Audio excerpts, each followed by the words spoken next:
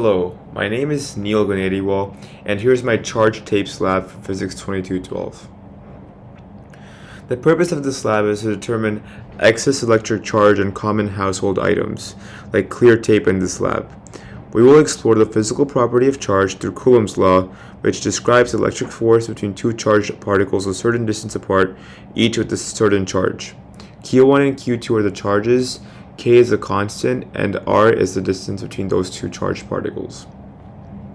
Electric field is the force created by a charged particle, whose units are newtons over coulombs. The force of gravity is an attractive force and is simplified for use near the Earth's surface. The net electric force is equal to the charge times the electric field. Here's a diagram of the setup where we floated tape B by holding tape A below it. The separation distance between tape A and tape B, as well as the mass, which is 0.187 meters, the mass, which is 1.98 times 10 to the negative 4th kilograms, the length is 0.187 meters, and the distance between the two tapes is 0.0045 meters. The central physical model used in this lab is visualized to the right through the glow script model display. The two tapes repel because they are both negatively charged. Notice that the repulsion force is of equal magnitude but opposite direction. The top tape, referred to as B, floats as there is no net Y force acting upon it. This means that the electric force due to the bottom tape A fully counteracts gravity, meaning that the magnitude of the electric force equals the magnitude of the gravitational force. In the computation model, we can see the green arrows are the electric force on each particle due to the other tape.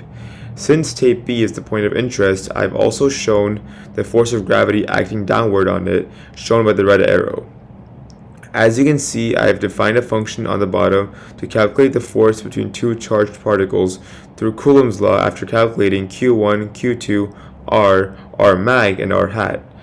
And we can also see the numerical values of the gravitational force on tape B and the electric force on tape B due to tape A, whose magnitude is obviously the same as mentioned before, approximately 1.9 times 10 to the negative 3rd newtons.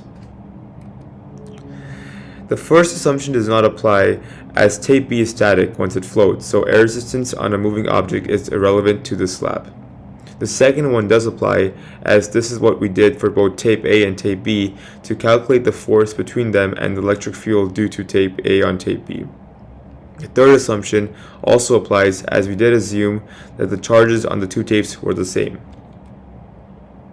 Using Coulomb's law, we can approximate the tape's charge given the value of electric force on B at a known distance.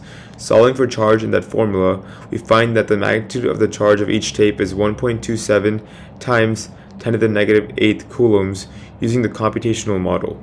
The charge is negative due to an excess of electrons.